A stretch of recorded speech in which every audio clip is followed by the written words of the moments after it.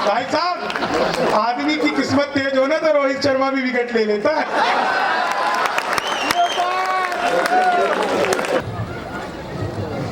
आप सभी का बहुत बहुत धन्यवाद करता हूं। आप लोगों ने मेरा सम्मान किया, मैं हूं भी इसी लायक। तो हमारा तो मामला बिल्कुल अद्भुत है। आप लोगों ने मेरा बहुत अद्भुत सम्मान किया। शंभू तो गौरी के साथ में बैठकर ही सम्मानित हो गए थे, लेकिन साहब हाय हाय भाई, जरा तालियां हो जाए एक बार। शंभू तो गौरी के पास ही बैठ के सम्मानित हो। जी जी, देखो कैसी कैसी गलतफहमियों पे ताली बजवा रहा है।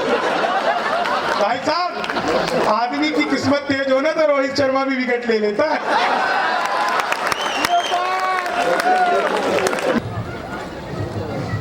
आप सभी का बहुत बहुत धन्यवाद करता हूं। आप लोगों ने मेरा सम्मान किया, मैं हूं भी इसी लायक। आप सब जानते हैं मैं मूल रूप से बिहार का रहने वाला हूं। वहां शराब बंद हो गई तो मैं दिल्ली रहने लगा। अब दिल्ली वाले खुद ही एक एक करके बंद हो रहे हैं। वाह, बहुत अच्छा शब्द। आज जो कमाल ये हुआ कि मैं जैसे ही आईपी एक्सटेंशन के सामने वाले पेट्रोल पंप के पास आया तो मैंने देखा दो आदमी आपस में आधे घंटे से गाली गलौज कर रहे थे। आधे घंटे तक उनका गाली गलौज नहीं रुका, मुझसे रुका नहीं गया। मैं गाड़ी से उतरा, मैंने उन्हें समझाया, तब मारपीट हुई मेरे साथ। वो पकड़कर मुझे बहुत बुरी तरह धुनने लगे। मैंने फिर समझाया तो अच्छी तरह धुना। धुनने पर होता है। मैंने पिछले दिनों मोदी जी से पूछा, मैंने कहा मोदी जी आपकी नीयत क्या है। दोस्तों, बात आप लोगों तक पहुंच जाए तो एक एक व्यक्ति का आशीर्वाद चाहिए।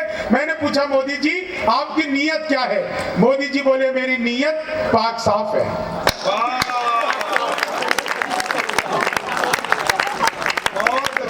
पिछले दिनों चीते भारत आए तो मैंने चीते से भी पूछा, पूर्व मेयर साहब, जो आदमी मोदी से पूछ सकता है उसके लिए चीते कितनी बड़ी बात है। तो मैंने चीते से भी पूछा तुम भारत आ रहे हो, तुम्हें आते हुए डर नहीं लगा।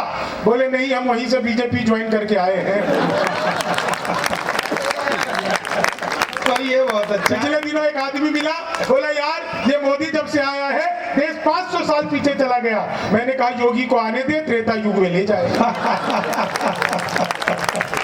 मामला बहुत अद्भुत है। अगली एक बात आप लोगों को ऐसी बताऊंगा, बिल्कुल आप लोगों ने कभी सुनी नहीं होगी इस दावे के साथ, लेकिन एक एक व्यक्ति को आनंदित आ जाएगा। पिछले दिनों हमारे पड़ोस में रहने वाले एक रहीम चाचा, बिंदल साहब बिल्कुल ध्यान से सुनिएगा, एक रहीम चाचा, उन्होंने एसबीआई बैंक को फोन किया और कहा कि मेरा एटीएम एक्सपायर हो गया है, मुझे क्या करना चाहिए। तो वो एसबीआई की कस्टमर केयर ने कहा आपको किसी नजदीकी शाखा में जाना चाहिए। शाखा में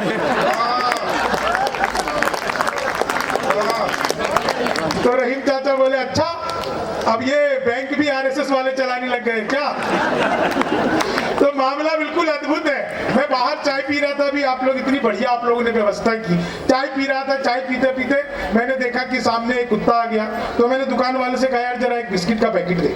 मैंने उससे बिस्किट का पैकेट लिया, एक बिस्किट निकाला और कुत्ते को दिया। कुत्ते ने खाया और खाते ही अलट पलट 1 मिनट में 12 बार गुलाटी खाई।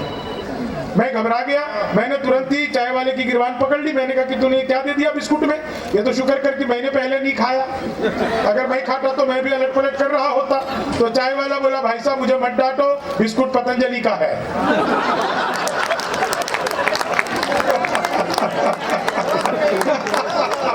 भाई तालियां बजनी चाहिए, बारीक बात है। मैं सच बता रहा हूँ, प्रमोद जी भाई साहब का आगमन हो गया है। वो मेरी हर वीडियो देखते हैं, मुझे बता रहे थे भाई साहब मैं रात को भी आपको देखता हूँ।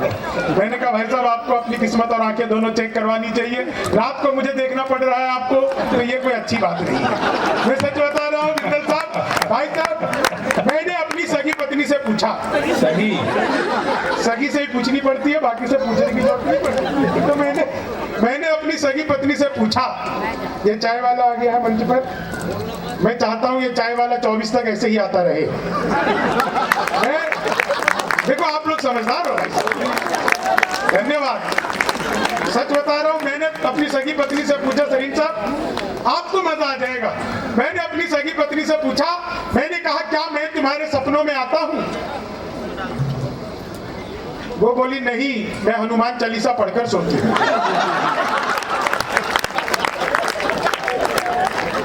भूत पिचास निकट नहीं आवे। महिलाएं इतना खुलकर हंस रही हैं, उन्हें विशेष प्रणाम करता हूं, नहीं तो महिलाएं इतना खुलकर कहीं हंसती नहीं है। ये तो इंद्रप्रस्थ अग्रवाल समाज का प्रकोप है कि आप लोग इतना खुलकर हंस रही हैं, नहीं तो इतना खुलकर नहीं हंसती भाई साहब। इन्हें ब्यूटी पार्लर वाली समझा के भेजती है, बहन जी ज्यादा मुंह फाड़ कर हंसोगी तो चेहरे के पीओपी की कोई गारंटी नहीं। आप लोग उसके बावजूद इतना हंस रही हैं। भाई साहब उस कोने में बैठे थे, मुझे देखने के लिए बिल्कुल सामने आ गए। भाई साहब आपके भी टेस्ट को प्रणाम करता हूं। नहीं, मैं सच बता रहा हूं आपको, मैं तो बिहार का आदमी, मुझे लोग बहुत आरोप लगाते हैं कि ये सारे बिहारी दिल्ली एनसीआर में क्यों आ जाते हैं। मैं हमेशा कहता हूं बिहारियों की कोई गलती नहीं है, सारा कसूर इन दिल्ली एनसीआर वालों का। ये लोग बड़े बड़े पांडाल लगाते हैं, कीर्तन मंडली बुलवाते हैं, फिर भजन करवाते हैं, राधे राधे जपो चले आएंगे बिहारी, राधे राधे जपो चले आएंगे बिहारी, राधे राधे जपो चले आएंगे बिहारी। अब कलयुग में वो बिहारी तो आ नहीं सकते, हमें ट्रेनों में ठूस ठूस कराना पड़ता है। हमारा तो मामला अद्भुत है। मैं सच बता रहा हूँ, मैं इलेक्ट्रॉनिक शॉप पर गया, मैंने जाकर पूछा ये टीवी कितने का दे रहे हो? बोला जब बिहारियों को टीवी नहीं देते। मैंने कहा तुझे कैसे पता लगा? बोला निकल यहाँ से। अगले दिन मैं सूट बूट हैट नकली मुझे, मैंने कहा ये टीवी कितने का दे रहे हो? बोला तुझे कल भी मना किया था। अगले दिन मैं बुर्का ओढ़ के चला गया, मैंने कहा भैया ये टीवी कितने का दे रहे हो?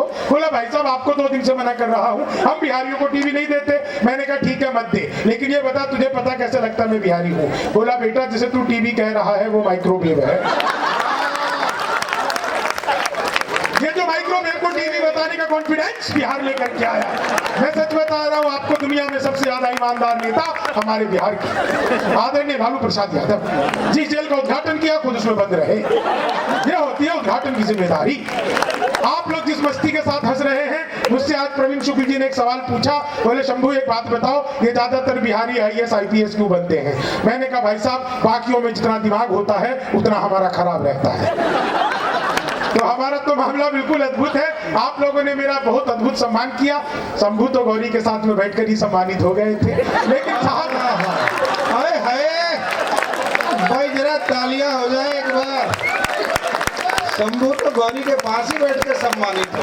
जी जी देखो कैसी कैसी गलतफहमियों पे ताली बजवा रहा है भाई साहब, आदमी की किस्मत तेज हो ना तो रोहित शर्मा भी विकेट ले लेता है।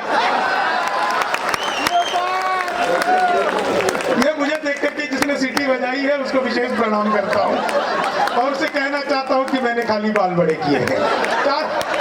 क्या बढ़िया आप लोग आनंद मौज मस्ती कर रहे हैं। बिहार का आदमी सच बता रहा हूँ अद्भुत होता है, इसमें कोई दो राय नहीं है। मैं ट्रेन में बैठा हुआ आ रहा था, ऊपर एक 30-40 की महिला सो रही थी, नीचे 80-90 साल की। तो 30-40 ने 80-90 से पूछा, बोली बहन तेरी उम्र क्या है? 80-90 बोली वो 38-40। अब उसने उससे पूछ लिया तेरी क्या है? वो बोली कि 18-20। मैं तो 20 के बरस से धराम से नीचे गया। बोली भाई साहब क्या कर रहे हो? मैंने कहा जी पैदा होने की कोशिश। तो मामला बिल्कुल अद्भुत है। आप सभी के चेहरे पर मुस्कुराहटें हैं, आप सभी को आनंद आ रहा है। मैं 4 लाइनें आपको ऐसी सुनाता हूं जिसको सुन के आप लोग कई दिनों तक, बहुत सारे लोग मोबाइल निकाल करके मेरा वीडियो बनाने लग गए हैं। मैं उन्हें बता देना चाहता हूं भाई साहब मेरा डिजिटल कैमरे से भी नेगेटिव आता है। वाह, ये 4 लाइन सुनिएगा। आजकल रील्स बनाने का बड़ा दौर है, जिसे देखो वो रील्स बनाने में लगा हुआ है। 4 लाइनें रील्स वालों के नाम करता हूँ साहब। साउंड वाले से निवेदन है, बहुत अच्छा साउंड होगा। अब ठीक हो गया, बहुत अच्छा हो गया। छेड़ना मत इसको। नहीं पहले बुरा था, अब बहुत अच्छा हो। अब इसको ऐसी रहने देना। देखो क्या है, मेरी बारी में मत खराब करना। ये लोग सब सुर में गाते हैं, मैं महिषासुर में गाता हूँ, तो इसीलिए आप बिल्कुल निश्चिंत रहना। ये 4 लाइन सुनना, आनंद लेना। कि लेनी थी जीत हमने मगर मात ले लिए, लेनी थी जीत हमने मगर मात ले लिए, कितने हसीन देखिए जज्बात ले लिए, दूल्हा बेचारा रील बनाने में रह गया, दुल्हन ने फेरे पंडित जी के साथ ले लिए, दुल्हन ने फेरे पंडित जी के साथ। मैं सच बता रहा हूँ, ये महानगर है साहब, और महानगर में आप एक चीज मान करके चलिए, सलीम साहब, इस महानगर में अगर आपको सगी पत्नी से सगा पुत्र प्राप्त हो जाए तो इससे बड़ा और कुछ ईश्वर का आशीर्वाद हो नहीं सकता है। मैं 4 लाइनें आपको सुनाता हूँ, इन 4 लाइनों को सुनना और इन 4 लाइनों का आनंद लेना।